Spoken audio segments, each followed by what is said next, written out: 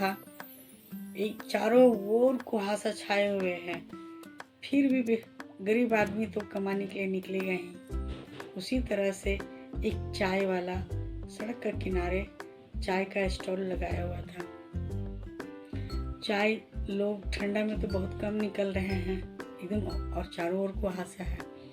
एक रिक्शा वाला क्या हुआ कि वो ऐसो आया, ठंडा में ठिठुर रहा है, तो स्टॉल वाला से जान पहचान थी, दोस्ती थी। वो चाय वाला बोला कि सो एक चाय पी लो।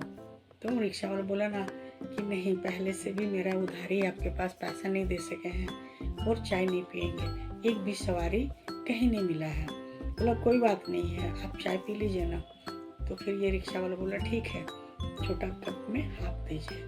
वो तो चाय पी रहा है, उसी वक्त एक लड़की कुछ लगेज सामान लेकर के आई, सामने आकर के रिक्शा वालों को बोली कि हाँ मुझे स्टेशन छोड़ दीजिए काका, चलिए क्या तो कितना लीजिएगा। तो ये रिक्शा वाला बोला कि 50 रुपया। रिक्शा वाला ठिठुरते हुए पूरा पैर हाथ ठंडा हो गया, फिर स्टेशन छोड़ दिया लड़की को। वो काकी कि 100 रुपये निकाल के रिक्शे वालों को दी। रिक्शा वाला बोला कि नहीं बेटी, हम 50 रुपये बोले हैं, मुझे 50 रुपये ही चाहिए। लड़की बोली नहीं काका आप रख लीजिए, इतना ठंडा में 50 रुपया आपका, इतना मेहनत की, इतने दूर से मुझे लाए स्टेशन। वो गरीब आदमी जो था रिक्शा वाला रख लिया। उसके बाद क्या हुआ कि 100 रुपये मिला, वो वहाँ से चल दिया। एक ठिठुरते हुए सड़क में चारों ओर को हंसा, कुछ नहीं दिख रहा, जा रहा कुछ दूर में जाकर जा रहा तो देखता कि सड़क किनारे कुछ आग जला के एक बूढ़ी माँ और एक छोटा बच्चा बैठा हुआ, आग ताप रहे हैं, बच्चा खांस रहा। रिक्शा वाला भी ठंडा था, उसके हाथ पूरा ठिठुर रहे थे, वो भी वहाँ रुका और आग को अपने सेकने लगा। देखा कि बच्चा बहुत खांस रहा, तब रिक्शा वाला से रहा नहीं गया, तो पूछा कि बूढ़ी दादी से कि ये बच्चा को क्या हो गया है, बहुत ज़्यादा खांस रहा है। तो बूढ़ी दादी बोली मेरा पोता है और ये 2-3 दिन से बीमार है और पैसा भी मेरे पास नहीं है जो मैं इसे दवा कराऊं। रिक्शा वाला का किया कि जो 100 रुपया मिला था वो अपने घर की फैमिली के लिए, उनके घर में फैमिली और बच्चे भी इंतज़ार कर रहे हैं, क्या कुछ लाएंगे पाप कमा के तो फिर हम लोग कुछ खाएंगे। ये आदमी क्या किया कि उसमें से 30 रुपये निकाल के वो दे दिया, बोला लीजिए बच्चा का दवा करा लीजिएगा। उसके बाद है सो वो आ गया घर, दूध वगैरह लेके आया। तो घर जब लेके आया ना, तो उसकी पत्नी समझ गई कि आज ये कुछ कमाया है, तभी दूध भी बच्चे के लिए लेके आया है।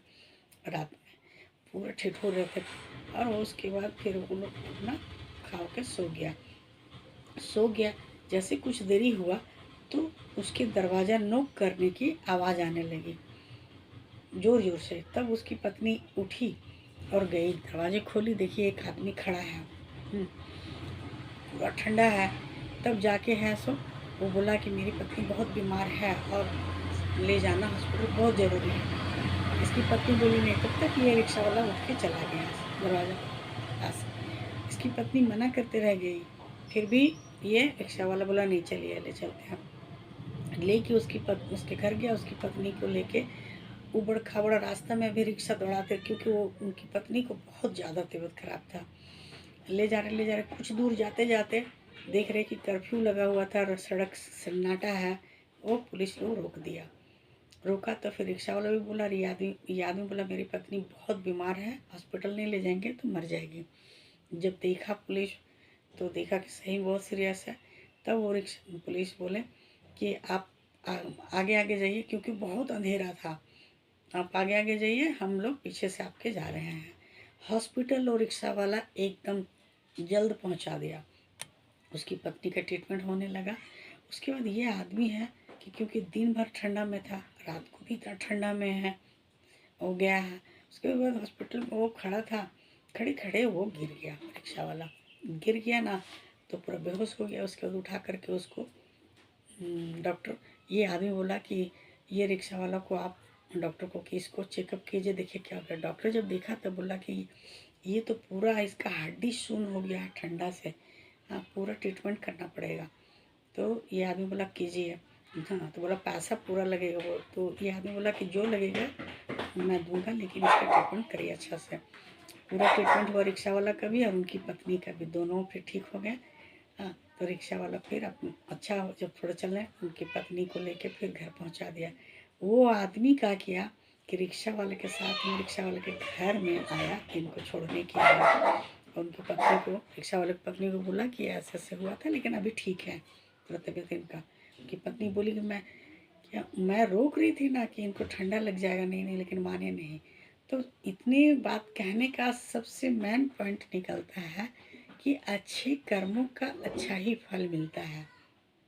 रिक्शा वाला अच्छा कर्म किए थे कि वो बूढ़ी को दिए उतने ठंडा में, बच्चा बहुत तबीयत खराब था, तो वहाँ दे के आए, तो इनका कर्म का फल तुरंत हॉस्पिटल में मिल गया। तो कहते हैं कि अच्छे कर्म कीजिए, अच्छा ही फल मिलेगा। इन सब कुछ छोड़ के निश्चिंत रहिए।